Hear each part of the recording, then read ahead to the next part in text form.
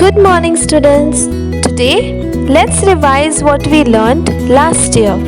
Let's learn and recall the alphabets from A to Z and their phonic sounds. A, B, B, C, K, D, D, E, A, F, G, G, H, H, I, E, J, J, K, K, L, L, M, M, N, N, O, P, P, Q, Q, R, R, S, S, T, T, U,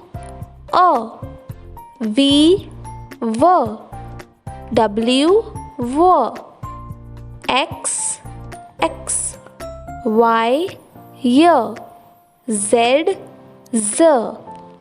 Children, please practice saying the phonic sounds of each alphabet at home. Parents, please guide your child. Thank you. Have a nice day.